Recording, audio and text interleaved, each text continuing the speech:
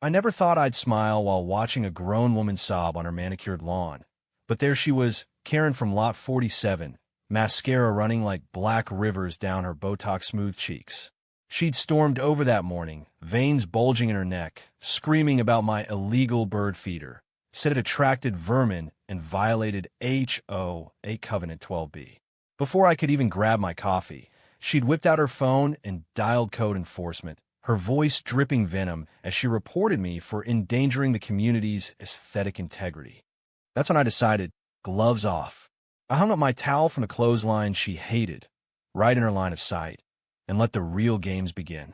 It started small, the way these suburbia wars always do.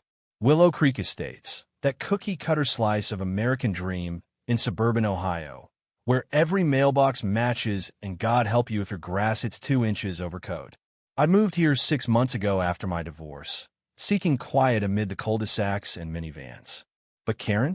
She was the self-appointed queen bee, clipboard in hand, finding folks for unapproved flower pots or offensive holiday lights. Last week, she'd cornered Mrs. Patel next door over a faint curry smell wafting from the grill.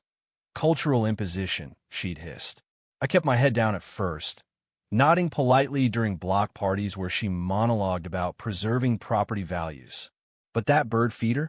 It was my one rebellion, a wooden perch hung from the oak in my backyard, drawing cardinals and finches that reminded me of my ex's empty promises. Fleeting, but alive. Her call to code enforcement lit the fuse. I heard the whole tirade from my kitchen window. This man's turning our oasis into a zoo. Squirrels everywhere. It's a health hazard. By noon, the inspector rolled up in his unmarked sedan, notepad out, eyeing my setup like it was a meth lab.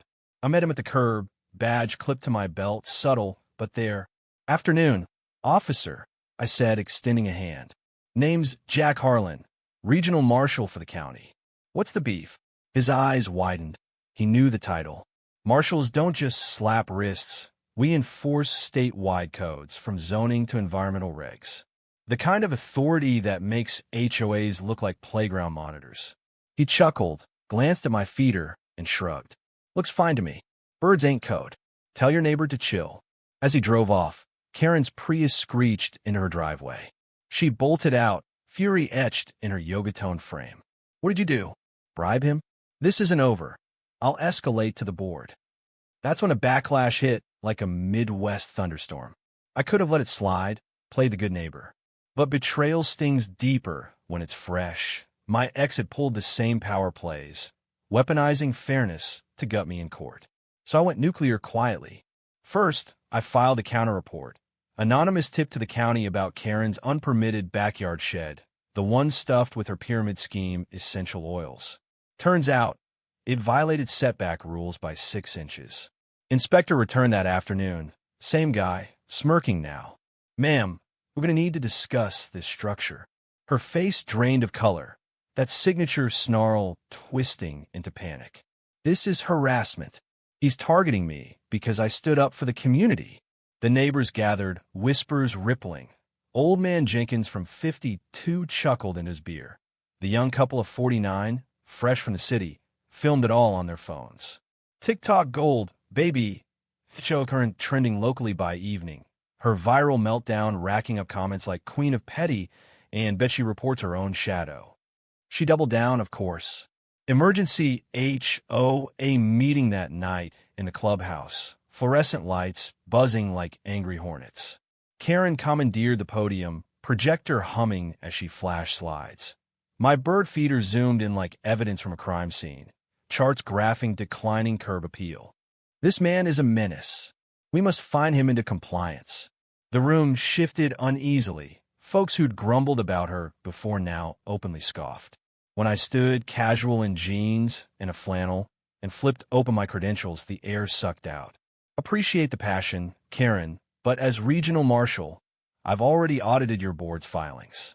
Seems while you've been overlooking a few variances yourselves, like that community pool's expired safety cert. Gasps echoed. Board president, a retired accountant with a comb-over, turned beet red. Jack, we didn't know. I cut him off with a grin. Now you do. Let's chat reforms over coffee sometime. By dawn, the fallout was biblical. Karen's shed got condemned.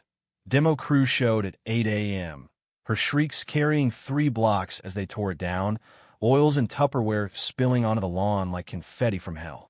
She pounded on my door at noon, eyes wild, begging for mercy. "Please, Jack. I have inventory in there. My business." I leaned in the frame, feeders swinging gently behind me, birds chirping like a Greek chorus. "Should have thought of that before playing Code Cop, Karen. Community's aesthetic, right?" She deflated, slinking back to her empty lot, where the neighbors now waved awkwardly, their loyalty flipped like a bad bet. Weeks later, Willow Creek feels lighter. No more clipboard patrols, just barbecues and actual hellos. Karen sold her place last month, sign popping up overnight. Under contract, sticker gleaming. Word is she's relocating to Florida, chasing condos with stricter rules to bend. Me? I added a second feeder, hung wind chimes that tinkle like victory bells. Revenge isn't sweet.